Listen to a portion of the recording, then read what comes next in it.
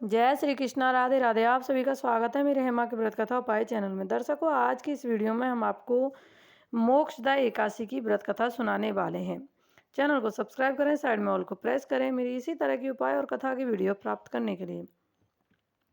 भगवान श्री कृष्ण बोले, मार्गशीर्ष माह के शुक्ल पक्ष में आने वाली इस एकादशी को मोक्षदा एकादशी कहा जाता है।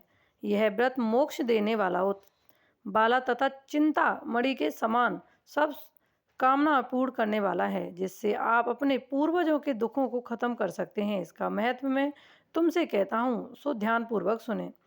मोक्षदा एकादशी व्रत कथा कुछ इस प्रकार से है।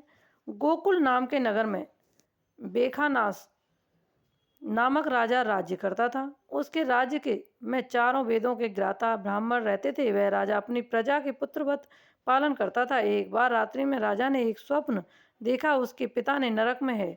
उसे बड़ा आश्चर्य हुआ।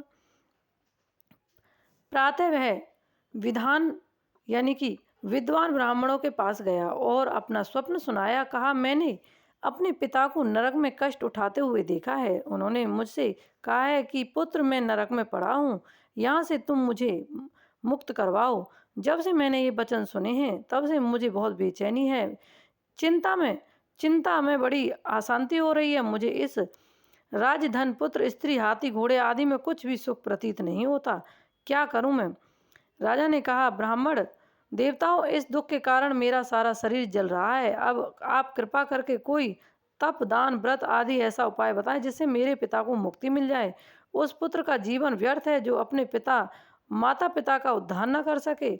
एक उत्तम पूज पुत्र को जो अपने माता पिता पूर्वजों को उद्धार करता है, वह हजार मूर्ख पुत्रों से अच्छा है। जैसे एक चंद्रमा सारे जगत में प्रकाश कर देता है परंतु हजारों तारे नहीं कर सकते। ब्राह्मणों ने कहा, हे राजन, यहाँ पास ही के भूत भविष्य वर्तमान के ज्ञाता पर्वत ऋषि का आश्रम है। आपकी समस्या का हल वो जरूर करेंगे। ऐसा सुनकर राजा मुनि के आश्रम गया। उस आश्रम में अनेक शांत चित्त योगी और मुनि तपस्या कर रहे थे। उसी जगह पर्वत मुनि बैठे थे।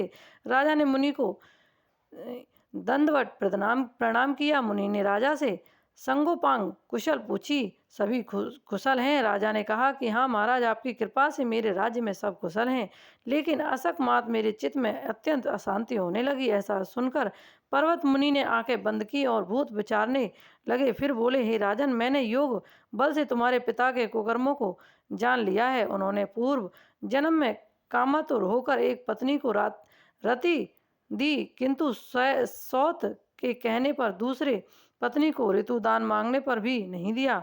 उसी पाप कर्म के कारण तुम्हारे पिता को नरक में जाना पड़ा। तब राजा ने कहा, इसका कोई उपाय बताइए। मुनि बोले, हे राजन, अब आप मार्गशीर्ष एकादशी का उपवास करें और उस उपवास के पुण्य को अपने पिता को संकल्प कर दें। उसके प्रभाव से आपके पिता की अवश्य नरक से मुक्ति होगी। मुनि के यह वचन सुनकर राजा महल में आया और मुनि के कहने पर कुटुंब सहित मोक्षा एकादशी का व्रत किया। इसके उपवास का पुण्य उसके पिता को अर्पण कर दिया। इसके प्रभाव से उसके पिता को मुक्ति मिल गई और स्वर्ग में जाते हुए वह पुत्र से कहने लगे, हे पुत्र, तेरा कल्याण हो। यह कहकर स्वर्ग चले गए।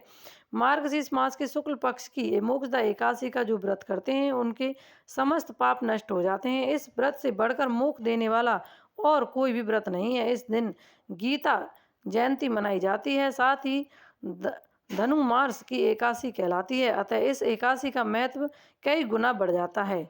जय श्री कृष्णा, राधे राधे।